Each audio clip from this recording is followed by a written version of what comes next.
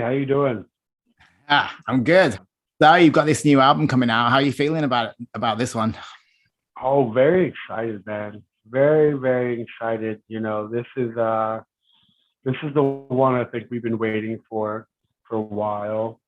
We've kind of all been anticipating what this album would, what effect it would have on the metal community, let alone with us. Um, so we've been really kind of like humbly open to like what how people receive the album, more or less. It's been a big deal for us, finishing our fourth record, the final season. Um, so we really, really are stoked beyond belief to be back out there, and it couldn't be at a better time with everything going on in the world. Yeah, for sure. And touching on that, obviously, this has kind of come together during this whole weird period that we've been going through. But I've heard the album, and I have to say straight away, it's phenomenal. Like, I love it. And you guys have never really like stayed in a particular lane, and you don't exactly play by the rules, as we kind of all know. But this feels like you kind of opened up a whole new chapter to your sound. What was your thinking when you first sat down to start making these songs? Well, it was that we were going to continue moving forward towards initiating the sound that we were still kind of like creating. I think it's important to note that where a band sits with their creative potential, each band is different. What a band is trying to create, living up to the last record is different for every band, for sure. But for us, we are the kind of band that wants to push ourselves closer to the origin of our musical authenticness. You know what I mean? Like our authentic creative expression. And we don't necessarily know entirely what that is, but being honest to the creative approach and being honest to our ability to kind of channel and extract the sounds and the music that we put on this record is shows an obvious progression that I guess perhaps that the last albums may have not necessarily reached that far on, but something that we're very, very excited about. And we knew it was different. We know the expectations of the metal world, Yeah. And it's it seems to be a common theme with a lot of the interviews I'm doing today. The expectations of what a band is meant to do, with their product. And kind of like you said, we've always been pushing that. So that's kind of our place with our music. We don't want to become overstimulated, oversaturated, or oversatisfied with just settling with one album sound and then thinking that we can just continue making that same sound forever. Like we're the kind of band who we want the creative authenticness to speak for itself through us. And if it's different from one album to the next, that's okay. It also, a lot of the metal community, they want to know their product. They want to know what the bands that they're listening to, and they want to know what to expect and what they're going to be doing. They want to know if it's within inside their expectations from the last album to the next. I think an important factor that sometimes seems to be missing with the world today and our availability to like listen to music before we actually get to experience it live or before we get to hear it first time, not behind the computer, is where the origin of innovating creativity comes from. So we are a band that like we deeply are saturated with the live feeling and invoking of emotions through our music, and it has to change. We can't be subject to doing the same thing over and over and over again, and that kind of caters to the mysteriousness of what a band is going to pull out from record to record. So yeah, I mean, like I think we kind of always been sitting on the nose with this, with that creative potential. Yeah. And you talk about fans kind of wanting to know what they're going to get from a band. And I think one of the things that people particularly like about Rivers of Nihil is that they kind of don't know what they're going to get. And there's that anticipation of like, what are you guys going to do next? And on this record, obviously you've got the saxophone again, which is always the thing that people talk about, but it's a bit different on this album. And then you've got the cellos and the electronic side of it. Do you feel that you always want to be adding new elements? Like, and how do you see that moving forward? Like, is there things that you want to try that you haven't had the chance to do yet? That's a good question. I think the adding to the elements is not something that's deliberate in the elements itself. It's deliberate in the authenticness of what the music is telling us as it's being composed. Now, what I'm saying is, like, we know that like people love the saxophone on the last record. We know that there's certain elements on the last record that wasn't on the record before. And we have that in mind to kind of keep it relevant and kind of, incorporate it on our next record. But that isn't the sole determinate, characteristic that is moving our creative potential forward, if that makes sense. Yeah. There are all elements that kind of make it up. So we will use those elements, as needed to appropriate the kind of expression that we're making. We definitely as a band, I'm the vocalist. So like, I mean, in terms of speaking what is musically expected, maybe it's outside of my, my knowledge, because I'm not really the writer here. But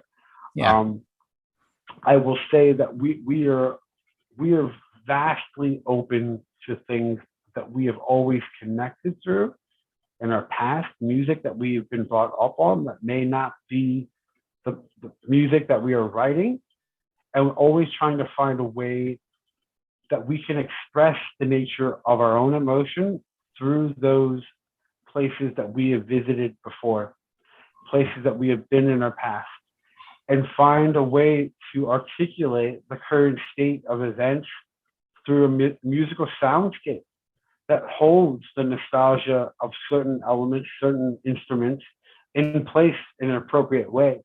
It's more about the appropriation of the emotion than it is about like, oh, we got to have this element, we got to have that instrument, we got to, it's like, it's kind of like following the pulse, and the pulse kind of tells you what, may be needed from one song to the next. And maybe it's something that we didn't know, maybe it's something that we had no idea that we were going to do until we're there recording it, and the idea, pops up fresh.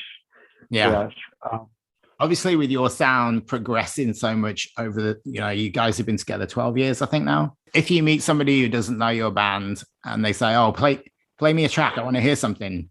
Is there something that like is your go-to song that you would play them to give them an idea of what your band is all about?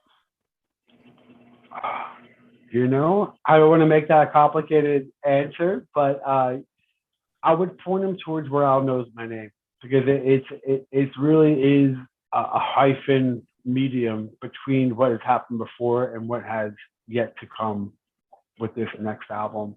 So I would point them towards the title track, of Where Al Knows My Name, because it has a good balanced composition of what we are as a metal band, but also what we are being pushing towards, outside of the boundaries of metal. Yeah. But I guess if I'm trying to turn on someone who has potential to listen to something that we are moving towards, but they're not quite there yet, maybe I would give them something from Monarchy. I would give them something that it more suits their particular interest at that time. And it's kind of the interesting thing. If a person listens to all our records from beginning to end, they may just evolve through that taste themselves. Maybe they won't. Maybe they won't like it at all. I don't know. But like, I guess it's different. It's different for each person. Yeah. And with you personally, was the one record that you heard when you were a kid or whenever it was in your life that stopped music from being just something that was kind of in the background and became something that took over and became more of your passion and made you want to take it more seriously? I wouldn't say there was like one particular album. Things that inspire me as a vocalist is a mesh between real life and music. A lot of the music I grew up on was like nu metal. I listened to a lot of Limp Bizkit. Right. I listened to a lot of Korn, Mudvayne, all those earlier bands from the 90s that I was really just like into. That was just the first step into the metal world that I kind of had. And as I progressed as an individual, not really knowing particularly what sound I wanted to listen to, but just allowing the willingness of my capacity to appreciate that kind of music, knowing that it's new, to kind of fit into place from each album that's being introduced to me from each time period of my life. I would say it's a composition of things, like life situations, music as a whole. There is a lot of music. Like Pink Floyd, I can say right off the back, which is not metal at all, but Pink Floyd had a lot of influence on us, and not just musically and sonically, but in terms of like really enveloping the feeling of music and knowing the importance of listening to music that passes the threshold of just articulating how, the critiquing how it sounds or how it fits into a category. With music like that, you kind of surpass that, and it becomes more about like just feeling it and initiating it, and how it means to you on an individual level when your emotions are now listening to the music, and it's no longer, the individual on the surface of their identity complex and how they categorize things, like listening to it. We try to do that. We try to create music that really touches people in a way, if that makes sense.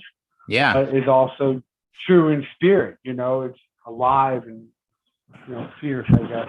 Yeah, because I can see it, obviously you guys sound a lot different to Pink Floyd, but I can definitely see there's things that you have in common. There's the surprising elements that you drop into your sound. There's the experimentation. There's the drive to kind of keep pushing things forward and to try new things and make music that you personally haven't heard before. And I can see, I think there's a lot of things that you guys would have in common with that band. So I can see that. Thank you, yeah. Looking back over your life, what do you think is the album that you've listened to more than any other album? Well, I would have to say it's in terms of the music that we created. No, anything. What album have you just listened to more than anything else? Oh, wow. Well, I'm a kind of person who goes through phases, and no album sits for me too long because I'm constantly passing through things that needs a specific sound to mend with. So in the past year, I've been really into a certain form of electronic music that I don't even know necessarily how to to throw into a genre. Maybe you would know what genre they're in. I try to listen to music without identifying it, because it kind of keeps me closer to what it's trying to say without throwing it in a category. Right. Purdy Bader, they had an album that came out recently. Forgive me, I don't remember the name of it. But that album really, really hit it home, and I found myself listening to it over and over and over again. There's another group called Shlomo, and it's another electronic group. They have an album, I think, that's called The End. That album in the past year and a half really, really touched me. And I can't even put into words why it did what it did, other than there's like there's this musical character expressing itself through the soundscape of that particular album, and each track delivers it so well and so honestly without any lyrics. And that is something that has really impacted me on a deeper level musically. I don't know if that's something that anyone could hear or transcend into the music that we create, because I don't see how that would happen, because there's not really any lyrics or anything on those albums. But as an individual, they have deeply inspired me and kind of like pushed me in a more feeling based position. Maybe it's because of, you know, the last year and a half that you mentioned you've been enjoying that kind of music because of the situation with the world like shutting down and everybody not knowing what's going to happen next. It's almost like maybe like a comforting soundtrack where you don't need the lyrics, you just need to kind of get into some kind of vibe, and it creates that soundscape. You were talking about soundscapes earlier, so yeah, and you know, I think maybe it's something like that. Oh, absolutely. I definitely think you're right. You know, I as a vocalist, I tend to like pull myself closer to music that doesn't have vocals in it, because I just like to hear the music, experience the music without someone narrating the music. And I think in a lot of ways, you're right. You know, like that music, Shlomo and Perturbator have all encompassed and created this soundscape that is mirroring the current situation of events that we're kind of going through this particular point in time in the world. Yeah. And it's really relatable without words. And that's a powerful thing, to be relatable without words, you know, like that. That says a lot. You know what I mean? So what about in the metal world? Are there any, you know, you're obviously kind of forging your own path with one sound. Are there any other bands, like maybe more recent bands, that you have been excited about that are doing not the same kind of thing as you, but just, you know, they're finding their own sound and doing something that you haven't heard before? Well, I mean, there is another band that's kind of like in the same direction of Perturbator and Shlomo, and that's a Master Boot record. They are on Metal Blade, I believe, and they're another instrumental band. And maybe I'm butchering how to like throw them into the right genre category, but they're they're kind of like their own thing. They have this very thrash yet 8-bit electronic floppy disk drive sound, and it's all instrumental, but they have this very atmospheric presence to their music, and they have a good balance between pertaining to things that are metal and also things that kind of like need that atmospheric space. So in terms of metal, that has been like one of like the go-to bands I've really, really been into. Nice. And you know what's weird is because I don't dislike thrash at all. I just don't. It was one of the genres that I think it took me the longest to really break into. And maybe I'm wrong in stating that the music reminds me of thrash, but that's what I think it reminds me of. Mm-hmm. So like, yeah, that band really kind of like reconnected my metal appreciation in different ways. You know, there's a lot of new music that's coming out there though right now in the strictly metal community that is great, and a lot of anticipation behind it. But me as an individual, and I've just been really kind of like on this particular track of like listening to certain music, kind of getting myself ready to go back into the metal community and play again. Congratulations on the album. It is Thank you. truly epic. It's going to be one of my albums of the year, I think. So I look forward to hearing these songs in a live environment. And thanks very much for spending some time with me. Absolutely. Anytime. Thank you so much for having me. And I look forward to talking to you in the future and doing this again.